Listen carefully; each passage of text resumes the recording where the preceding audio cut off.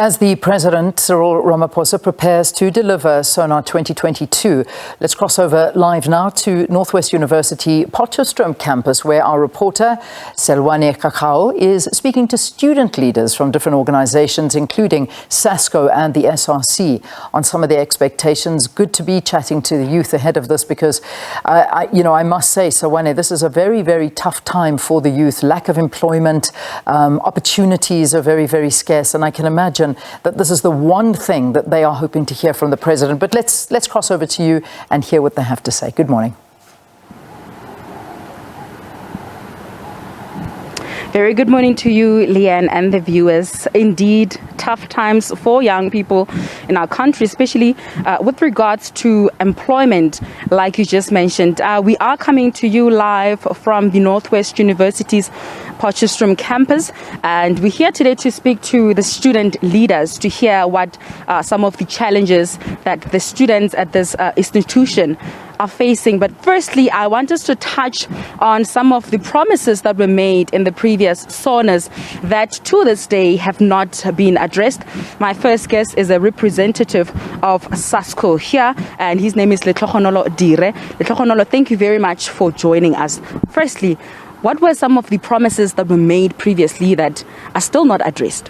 Okay, in the previous SONAs, which is, I can't really be specific, but there were promises around the transformation of the higher education sector. And in this campus where we are right now, in this university where we are right now, there has been a transformation agenda rolled out, but there is a slow transition and it's still affecting students that are here in terms of the language policy.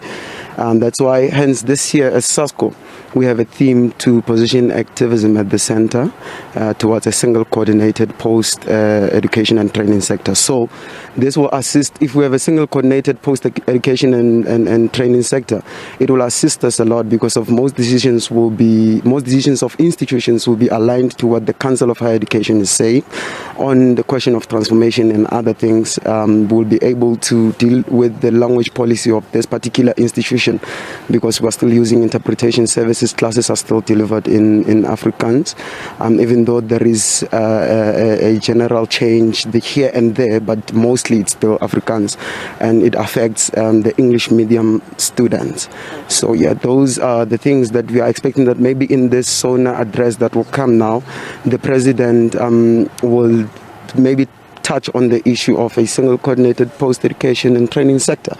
We believe that it is very important for us, also on decisions that pertain to finances, which is also on issues that pertain to accommodation and other stuff that students are facing on campuses. The other issue, I understand that, okay, thank you very much for bringing the issues. I have a second guest here. Let him continue for time purposes. Thank you very much, Letlogonolo Dire.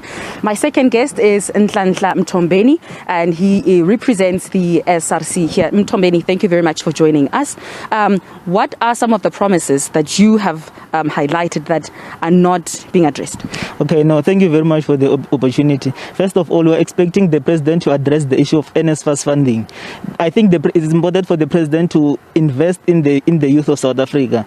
Pumping money into NSFAS is not a waste. So the President must invest money in NSFAS. Postgraduate students must get funded because those are our future researchers. So even those who are undergraduate are still suffering from this NSFAS. I mean, now there's a bit of confusion whether NSFAS is waiting for lists from the university or the university is waiting for lists from NSFAS. So it's best if the university decentralize NSFAS and we have NSFAS offices on campus. Some people are still struggling to appeal, but yet NSFAS appeals have opened. The website is overloaded and everything. So we need to have an office, NSFAS office in campus level. One other thing which the President addressed is as one of the economic recovery plan, which was one of the 4 strategic goals which will be put by government, is infrastructure, massive infrastructure. He mentioned that there was 100 billion reserved for he said they will build student housing, and then he promised 300,000 student beddings. Up to now, none of these things have been provided. None of this bedding has been delivered to the students. We're concerned about that. Okay. Thank you very much. Due to time constraints, we are unable to take this discussion further, but you did hear some of the challenges that the students here are facing and their expectations for SONA later this evening. Studio, I'm heading back to you, Leanne.